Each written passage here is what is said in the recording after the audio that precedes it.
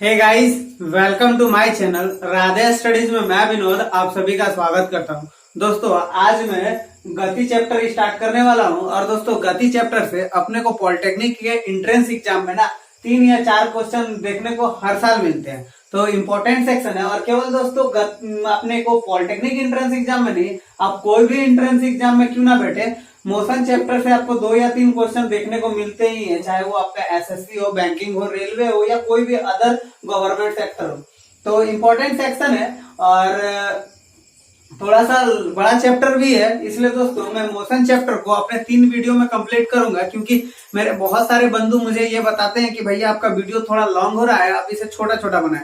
तो मैं भी थोड़ा सा छोटा छोटा बनाने का कोशिश करूंगा। तो चलिए दोस्तों गति शुरू करता हूँ। गति शुरू करने से पहले दोस्तों अपना को विराम अवस्था के बारे में भी जानना अनिवार्य है कि ये विराम क्या है। विराम अवस्था कोई वस्तु स्थिर वस्तु के सापेक्ष, कोई वस्तु स्थिर वस्तु के सापेक्ष यदि कोई निश्चित समय अंतराल में अपना स्थान परिवर्तित नहीं करती हो, उसी को हम लोग कहते हैं विरामा अवस्था। तो विरामा अवस्था जैसे आपको समझा देते हैं उदाहरण के तौर पे दोस्तों, अपना घर के सामने एक नीम का पेड़ है और उसके ही बगल में अपना घर है। तो वो दोस्तों नीम के पेड़ के सापेक्ष अपना घर किसी भी समय वो, चाहे वो रात हो दिन हो, उसके सापेक्ष में वो वहीं पर ही खड़ा रहता है। वो उठ के कहीं 1 किलोमीटर दूर या 1 किलोमीटर सामने नहीं पहुंच जाता है। तो ये दोस्तों नीम का पेड़ के सापेक्ष अपना घर जो है वो रेस्पेक्ट में, नीम के पेड़ के रेस्पेक्ट में अपना घर जो है वो विराम अवस्था में पड़ा हुआ है। विराम अवस्था के बारे में समझ में आया दोस्तों। अब हम लोग गति अवस्था के बारे में जान ले कि ये गति क्या है। गति है दोस्तों कि कोई भी वस्तु एक निश्चित समय अंतराल में अपने अवस्था को परिवर्तित कर देती हो, मतलब एक निश्चित समय अंतराल में कुछ दूरी तय कर देती हो, उसी को हम लोग गति अवस्था कहते हैं। जैसे एग्जाम्पल के तौर पे कह सकते हैं दोस्तों, अपना घर के बगल में एक रोड है, उस रोड से एक कार, यहाँ से मेरा घर मान लीजिए दोस्तों ए पे हमारा घर है और यहाँ से दोस्तों एक कार बना लेता हूं दोस्तों। थोड़ा सा एक कार है दोस्तों, वो अपने घर से बी बिंदु मतलब 4 तक जाती है। तो दोस्तों ये देखिए अपने रेस्पेक्ट में, घर के रेस्पेक्ट में, घर तो हमारा यहाँ फिक्स है, तो इसके रेस्पेक्ट में ये गतिशील है, यहाँ से यहाँ चली गई। तो ये गतिशील अवस्था को मतलब इसे ही हम लोग मोशन कहते हैं। यहाँ से यहाँ चली गई, अपने घर के सापेक्ष में ये दूरी तय की एक निश्चित समय अंतराल में, तो ये गति का गया।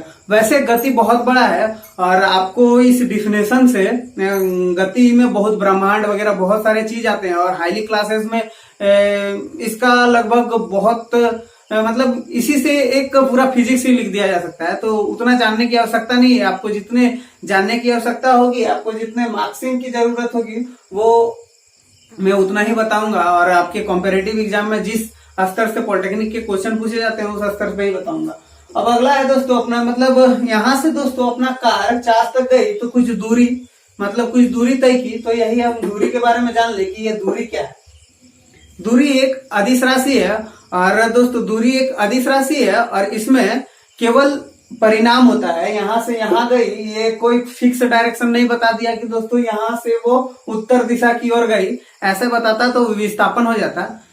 दूरी एक अदिश राशि है और दूरी को ना दोस्तों कभी भी ऋणात्मक या शून्य नहीं किया जा सकता, ये हमेशा पॉजिटिव होती है। और इसका जो मात्रक होता है वो मीटर होता है और इसका सीजीएस यूनिट जो होता है वो अपना सेंटीमीटर होता है। और दूरी मापने के यंत्र को, कार में दोस्तों दूरी मापने का एक यंत्र लगा होता है जिसको हम लोग कहते हैं ऑडोमीटर।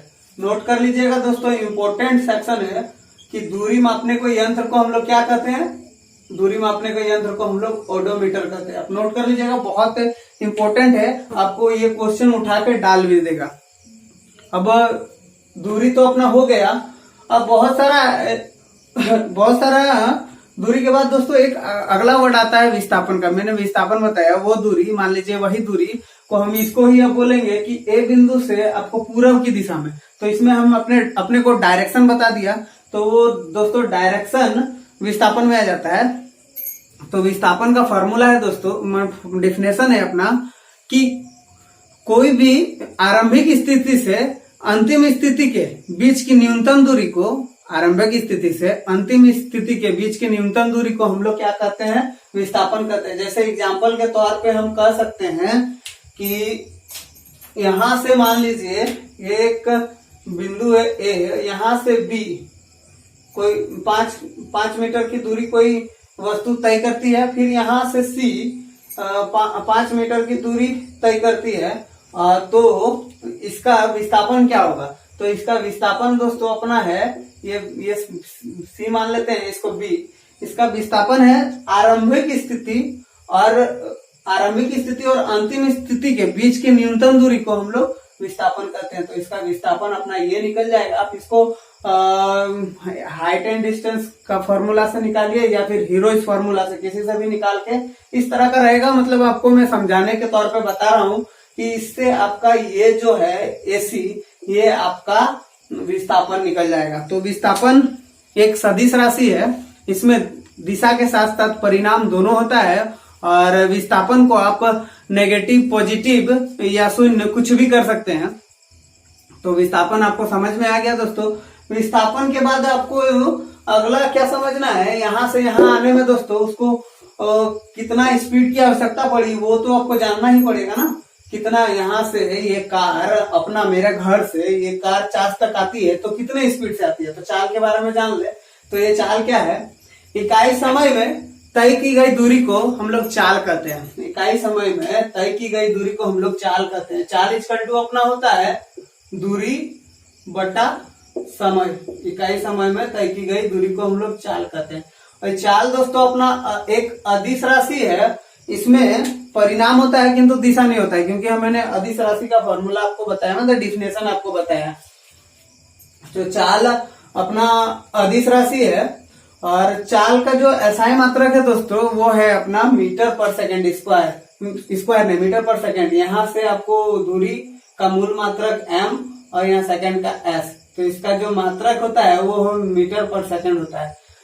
और इसका सीजीएस यूनिट अपना सेंटीमीटर पर सेकेंड होता है, और इसका जो विमीय सूत्र होता है वो m को, यहाँ जो दूरी है उसको l से हम लोग डिनोट करते हैं, यहाँ t को, तो यहाँ l t⁻⁻1। हालांकि आपको पॉलिटेक्निक के एग्जाम में इन सब चीजों से विमीय सूत्र नहीं पूछेगा, डायमेंशन वगैरह। यदि मैं भी आपको डायमेंशन पूछ दे, बहुत ऐसा रेयर केस रहे या आपका भाग्य खराब हो जो आपका स्टैंडर्ड लेवल से क्वेश्चन पूछे, तो केवल बल का पूछेगा या फिर श्यानता गुणांक का, दो का आपको डायमेंशन पूछेगा। अब चाल के बाद हम लोग को अगला जानना पड़ेगा वेग के बारे में। ये वेग क्या है? अब जैसे हम निश्चित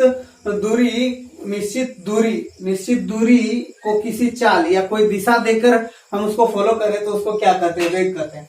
वेग दोस्तों, वेग क्या कहते हैं? विस्थापन बटा समय। वेग को हम लोग कहते हैं विस्थापन बटा समय।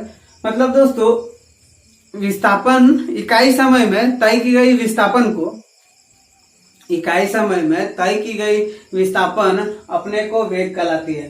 तो वेग एक सदिश राशि है, ये आपको पता है, और इसका भी एसआई मात्रक, एसआई यूनिट अपना मीटर पर सेकंड होता है, और इसका जो सीजीएस यूनिट होता है वो चाल के बराबर, या इसका मात्रक भी चाल के बराबर ही होता है, सेंटीमीटर पर सेकंड।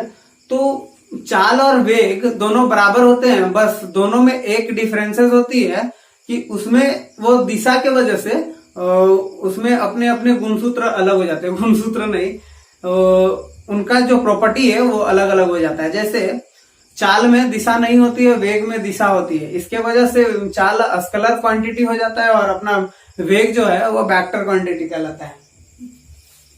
तो और एक चीज है दोस्तों, चाल मापने के यंत्र को हम लोग क्या करते हैं? यहाँ पर ये क्वेश्चन और बनेगा, चाल मापने के यंत्र को हम लोग क्या करते हैं? चाल जो गाड़ी कितनी स्पीड से चली है उसको मापने का एक यंत्र होता है, उसको हम लोग कहते हैं स्पीडोमीटर। ये भी आप लिख लीजिएगा, ये भी बहुत ही इंपॉर्टेंट है, स्पीडोमीटर। चाल मापने की यंत्र को हम लोग स्पीडोमीटर कहते हैं। अब दोस्तों अपना एक क्या न्यूमेरिकल है, बहुत इंपॉर्टेंट है, तो उसके बारे में हम थोड़ा सा जान ले। तो न्यूमेरिकल के क्वेश्चन है, एक वस्तु जो है वो 54 किलोमीटर प्रति घंटा की स्पीड से चल रही है तो उसका मान मीटर पर सेकंड में होगा। यार थोड़ा सा इजी क्वेश्चन ही है, और मैं इसको एक वस्तु, कोई वस्तु है जो 54 किलोमीटर प्रति घंटा के स्पीड से चल रही है, उसका मान मीटर पर सेकंड में होगा। तो डायरेक्टली दोस्तों 54 और ये 5/18, यहाँ से 3, ये टोटल अपना आ जाता है 15 आ गया।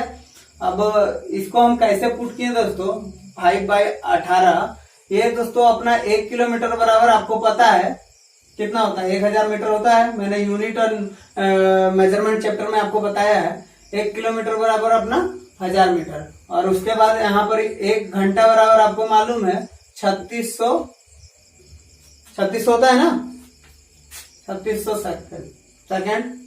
अब यहाँ पे मैं काटूं 2020 5/18, यही मैंने यहाँ पर ही लिखा दोस्तों, आप नोट कर लीजिएगा।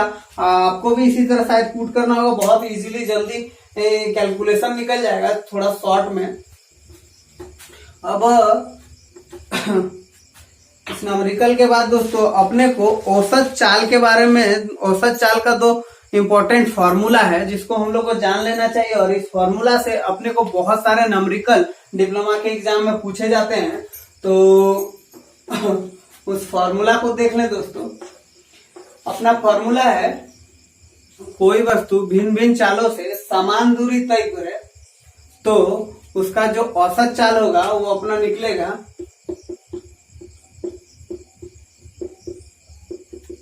2 × V1 V2 plus V1 plus V2। अब अगला फॉर्मूला है दोस्तों, कोई वस्तु भिन्न भिन्न चालों से समान समय तक चले तो उसका औसत चाल क्या निकालना है, इससे निकालना है। औसत चाल उसका निकल जाएगा U + V/2। ये 2 फॉर्मूला है दोस्तों, और इससे आपको बहुत सारे नंबरिकल बनते हैं। और पॉलिटेक्निक के एग्जाम में 1 या 2 नंबरिकल आपके पूछते ही पूछते हैं। तो दोस्तों अपने को एक नंबरिकल देख लेना है कि मान लीजिए दोस्तों एक नंबरिकल है अपना, कोई वस्तु 30 किलोमीटर की दूरी 80 किलोमीटर प्रति घंटा से चल रही है। और फिर दोस्तों 30 किलोमीटर की दूरी अपने को, फिर दोस्तों 30 किलोमीटर की दूरी अपने को 80 किलोमीटर से तय कर रही हो, तो दोस्तों इसका औसत चाल क्या होगा। तो इसका औसत चाल ना दोस्तों, मैंने आपको वही फॉर्मूला बताया, औसत चाल क्या होगा। मैंने आपको फॉर्मूला बताया दोस्तों, कोई वस्तु यदि भिन्न भिन्न चालों से समान दूरी तय करती हो तो उसका फॉर्मूला होता है 2 × V1 × V2 bye V1 plus V2। मैं यहाँ फॉर्मूला आपको पुट करता हूँ दोस्तों, 2 × V1 plus V2 bye V1 plus V2।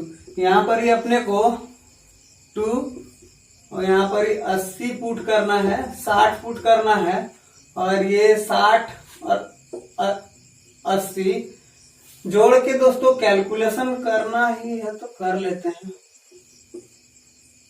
यहाँ अपना आ जाएगा 120, यहाँ काटूं, बाकी दोस्तों आपका आंसर जितना आएगा आप कैलकुलेशन कर लीजिएगा। कैलकुलेशन तो उतना मायने नहीं रखता है, और हमें लगता है सब बंदे कैलकुलेशन में फास्ट ही होंगे, और नहीं भी होंगे तो दोस्तों कोई दिक्कत की बात नहीं है, आप प्रैक्टिस करते रहिएगा, आपका कैलकुलेशन भी मजबूत हो जाएगा। चलिए अब दोस्तों अपने को त्वरण के बारे में जान लेना है। और दोस्तों मोशन चैप्टर में सबसे इंपॉर्टेंट सेक्शन जिसको हम लोग कहते हैं वो अपना त्वरण ही है। त्वरण क्या है कि कोई वस्तु, मतलब वेग परिवर्तन की दर को त्वरण कहते हैं। वेग परिवर्तन की दर को हम लोग क्या कहते हैं, त्वरण कहते हैं। वेग परिवर्तन की दर को, वेग में परिवर्तन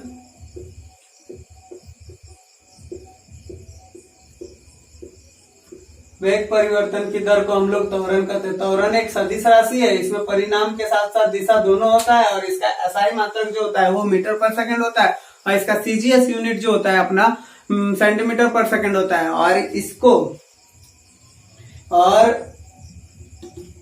और इसमें दोस्तों अपने को त्वरण में मान लीजिए दोस्तों कोई वस्तु एक समान त्वरण